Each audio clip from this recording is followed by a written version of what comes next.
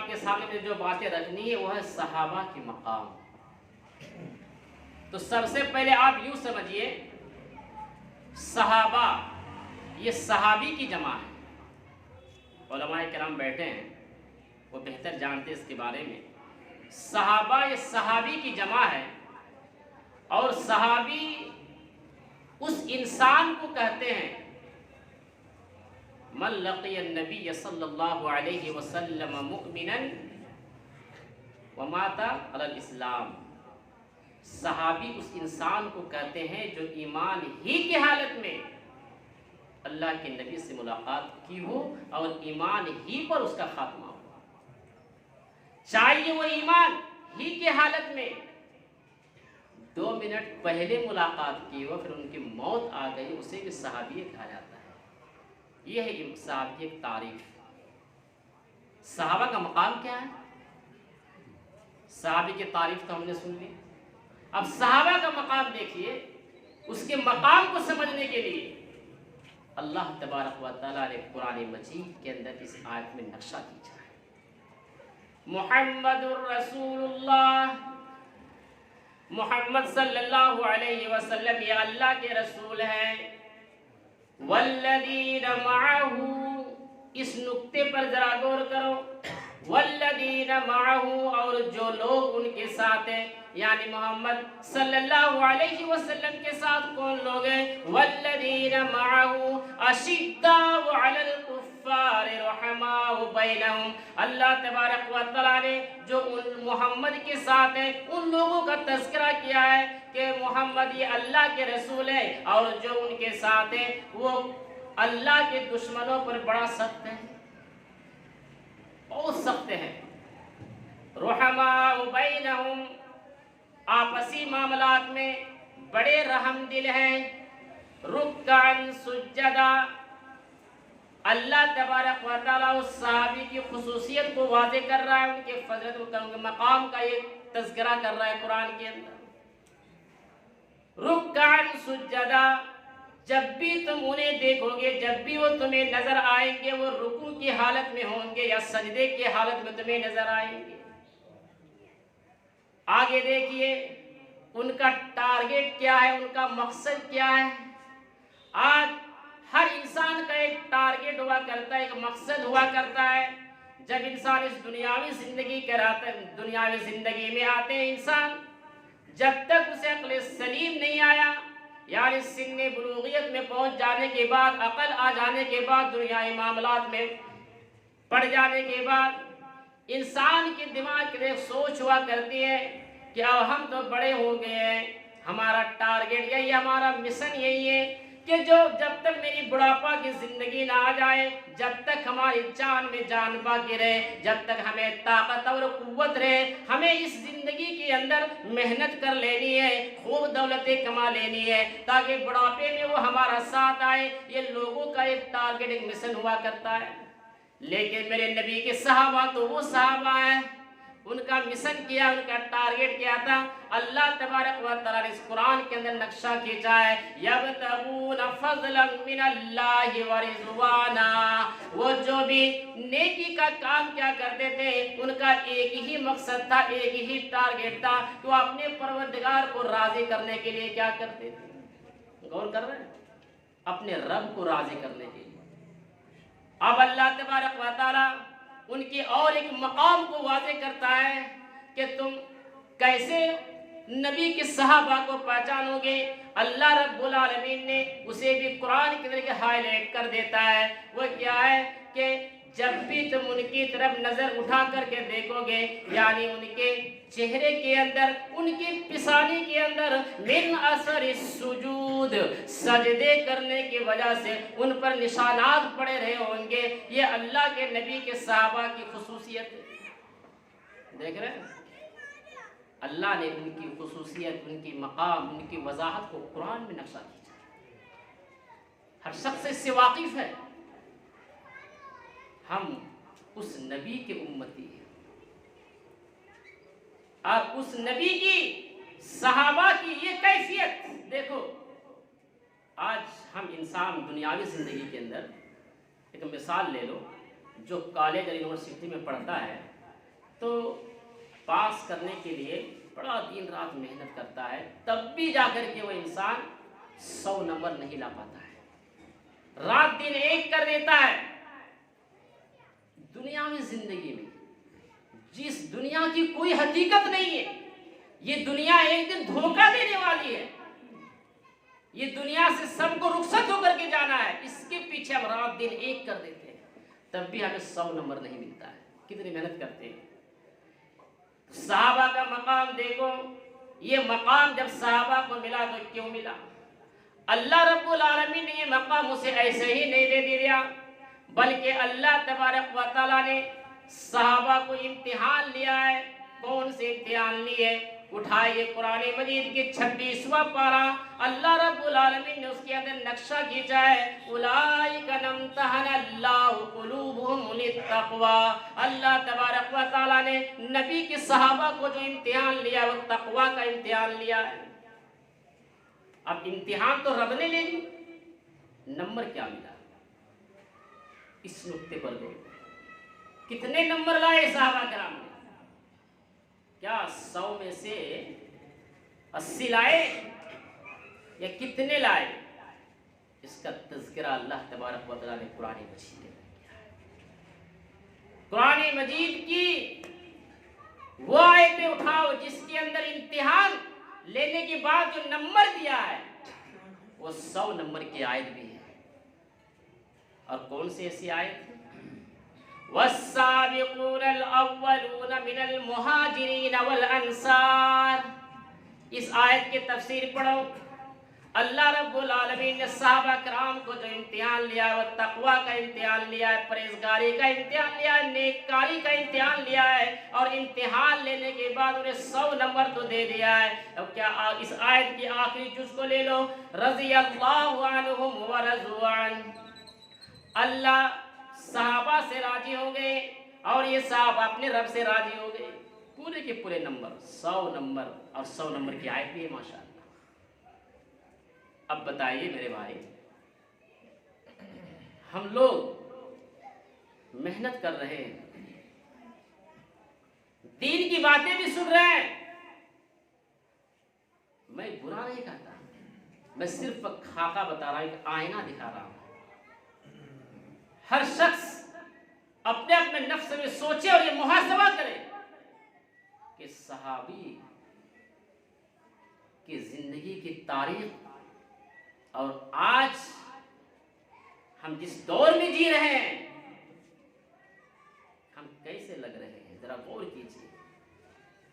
ابھی کسی سے کہا جائے کہ فلاں جگہ میں تمہیں اتنی قربانی پیش کرنی ہے، بہت ایسے بھائی ہیں گے جو قربانی پیش تو کر دیں گے لیکن اپنے زبان سے وہ تذکرہ بھی کریں گے، ذکر بھی کریں گے، ہم نے یہ کر دیا، ہم نے وہ کر دیا، کہتے ہوتے ہیں ایسے معاشرے میں لوگ، دینے کے بعد ذکر بھی کرتے ہیں۔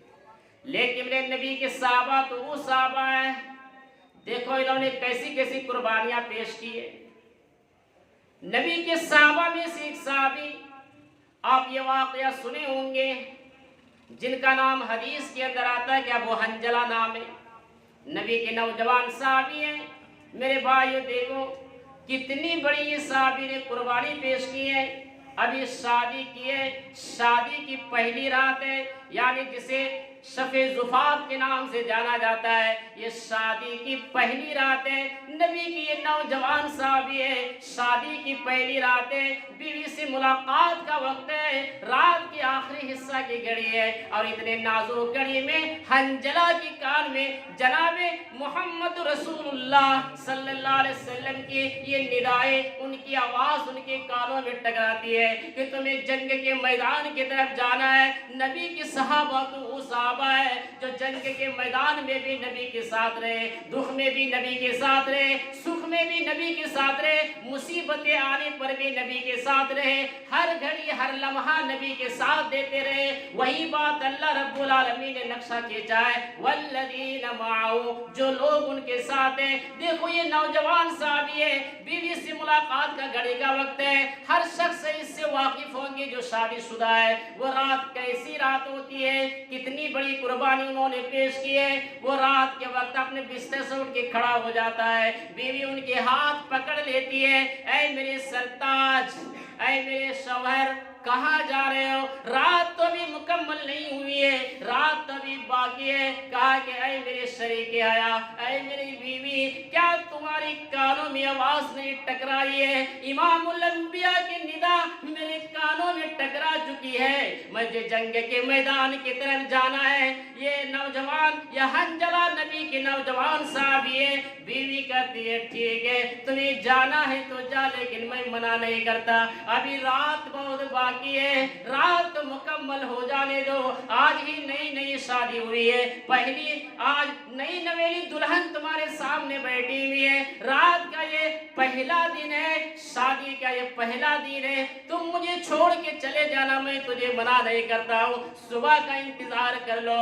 میرے نوجوان ساتھیوں، دیکھو میرے نبی کے صحابہ تو وہ صحابہ ہے۔ حنظلہ کہتا ہے اے میری بیوی، 1 منٹ تو دور کی بات ہے، 30 سیکنڈ بھی میں تمہارے پاس یا رک نہیں سکتا، کیونکہ ہمیں امام الانبیاء کی ندا میرے دلوں میں تھر تھرا رہی ہے۔ میرے کانوں نے جب سے سنا ہے، میرے دماغوں کے اندر ایک عجیب سا سناٹا چھایا ہوا ہے، مجھے جنگ کے میدان کی طرف نکلنا ہے۔ وہ روم سے نکلنے لگے، بیوی کہتی ہے اے میرے شوہر، اچھی بات ہے، جانا ہے تو چلے جاؤ، لیکن غسل تو کر لو، پاکی کی حالت میں جاؤ۔ اے میری بیوی، اگر میں غسل کروں تاخیر ہو جائے گی، مجھے دیر سے وہاں جانے کو ملے گا، نہیں میں 1 سیکنڈ بھی میں یہاں تاخیر نہیں کر سکتا ہوں، چلو اے میری بیوی، میں جنگ کے میدان میں جا رہا ہوں۔ وہ صحابی کچھ آگے جاتے ہیں اور پھر پلٹ کر کے آتے ہیں اور ایک الفاظ کی نصیحت کرتے ہیں،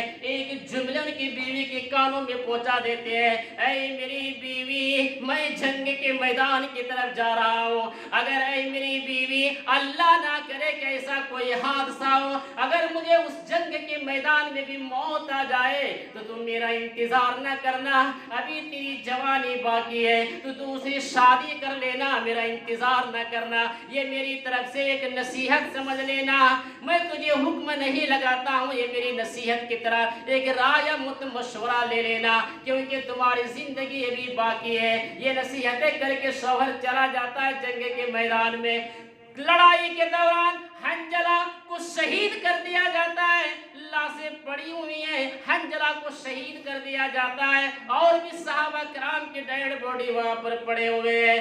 اللہ کے نبی ایک ایک کر کے سب کے لاش کی طرف، یعنی صحابہ کرام بھی وہاں پر میدان کے اندر، کسی کی تدفین ابھی ہوا نہیں ہے، ایک ایک کر کے دیکھتے چلے جا رہے ہیں۔ کسی نے کہا کہ یہ چہرہ تو مجھے پہچانا نہیں جا رہا ہے، یہ کون ہے؟ صحابہ نے، یہاں وہاں جتنے بھی لوگ تھے، انہوں نے کہا اے اللہ کے نبی، یہ حنظلہ ہے، یہ نوجوان وہ صحابی ہے۔ اللہ کے نبی قریب بیٹھ جاتے ہیں اور کہتے ہیں کیا یہ واقعی حنظلہ ہے؟ کہا کہ ہاں۔ اللہ کے نبی قریب میں بیٹھ جاتے ہیں، کیونکہ انہیں پتا تھا کہ نوجوان میرا صحابی ہے۔ اللہ کے نبی بہت چاہتے تھے حنظلہ رضی اللہ عنہ کو، یہ نبی سے بھی دل و جان سے محبت کیا کرتے تھے، یہ نبی کے صحابہ ہیں۔ چلو وہاں بیٹھ کے غمگین تھوڑے تو ہوئے، کچھ دیر کے بعد کہتے ہیں ایک ایک کر کے سے تدفین کر دیا جائے۔ ان کی بیوی کی کان میں خبر پہنچتی ہے، مجھے جو نکتہ بتاتا ہے وہ کون اب آ رہا ہے، بتاؤ آج کیسے لگ رہے آپ؟ صحابہ کی زندگی دیکھو، ان کی قربانی کا ذرا محاسبہ لگاؤ، اور ہر شخص اس واقعے سے اپنے آپ کو ذرا سوچئے کہ ہم کیسے لگ رہے ہیں، کیا ہم نے ایسی قربانیاں دی ہیں؟ ہم تو ہے نبی کی امت، ہم تو نبی کو دیکھے بھی نہیں، اس لیے ہم دیکھ کر کے ایمان لے آئے، یہ سب سے بڑی بات ہے کہ چلو ہم دیکھے نہیں ایمان تو لائے، لیکن جو سننے کے بعد اس ڈھانچے میں ڈھال لے، اور کتنی اچھی بات ہے۔ ان کی بیوی کی کان میں جب یہ آواز ٹکراتی ہے کہ تمہارے شوہر کو شہید کر دیا گیا، حنظلہ کی بیوی جاتی ہے، اللہ کے نبی بیٹھے ہوئے ہیں، صحابہ کرام کی وہاں پر یعنی لاشیں رکھی ہوئی، ایک ایک کر کے اللہ کے نبی کہتے ہیں اسے تدفین کر دیا جائے۔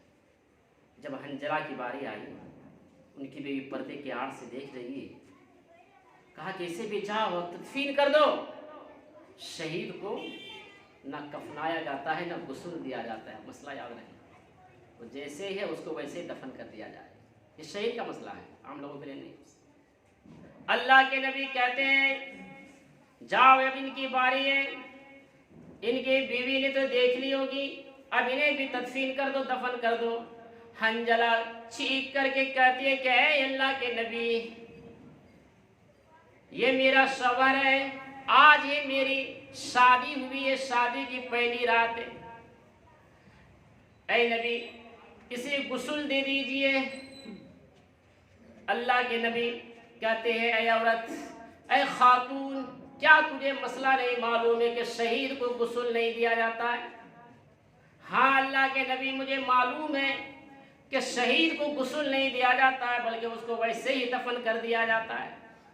میں اللہ کے نبی میں اس غسل کی بات نہیں کر رہی ہوں. اے اللہ کے نبی شادی کی آج پہلی رات تھی, یعنی شب زفاف کی رات تھی, میں اس غسل کی بات کر رہی ہوں. اے اللہ کے نبی یہ ہمارے شوہر کو آپ غسل دے دیجیے. اللہ کے نبی یہ سنتے اس سر کو نیچے کر لیتے ہیں. تھوڑی دیر کے بعد کہتے کہ حنجلہ کو دفن کر دیا جائے. پھر بیوی چیختی ہے اے اللہ کے نبی اسے غسل دے دیجیے نا. اللہ کے نبی جواب دیتے ہیں یہی تو ہے صحابہ کے مقام, یہی تو ہے صحابہ کی عظمت. میرے بھائیو دیکھو کتنی بڑی خوش نصیب ہے وہ حنجلہ. اللہ کے نبی کہتے ہیں اے خاتون, مجھے تمہارے شوہر کی غسل کی کوئی ضرورت نہیں ہے, تمہارے شوہر کو آسمان سے فرشتے نے غسل دے رہے ہیں. یہی وہ نوجوان صحابی ہے جسے غسل الملائکہ کہتے ہیں, یہی وہ نوجوان صحابی حنجلہ ہے جسے فرشتوں نے غسل دیا تھا. میرے بھائیو صحابہ کے مقام دیکھو, صحابہ کے عظمت دیکھو. انہوں نے دین کے لیے انہوں نے یہ نہیں سوچا ابھی شادی ہوئی ہے, زندگی کا ذرا ہمیں بھی لطف لے لینے دو. جیسے ہی نبی کی کان میں آواز ٹکراتی ہے وہ زندگی کو سائڈ میں کر دیتا ہے, دنیا کے ٹارگیٹ کو اپنے بازو میں پھینک دیتا ہے اور اپنے رب کو راضی کرنے کے لیے, اپنے مالک کو راضی کرنے کے لیے جہاد کے میدان میں کود جاتا ہے. یہی تو صحابہ کا مقام ہے, یہی تو صحابہ کے شایان شان ہے, یہی تو ان کی زندگی کی ایک حقیقت ہے. ہم صرف تقریروں کے اندر سنتے ہیں, علماء کرام کے خطاب میں سنتے ہیں, جب عمل کے میدان میں آتے ہیں اور جب ہمیں اس باری میں اترنا پڑتا ہے تو ہم وہاں سے پیچھے ہٹ جاتے ہیں اور کہتے ہیں کہ چھوڑو ہم تہے تنہا ہے, ہم کیا مقابلہ کر سکتے ہیں. یہ آج ہماری دنیا کی کیفیت ہے, یہ لوگوں کی حالت ہے. دیکھتے چلے جاؤ صحابہ کی,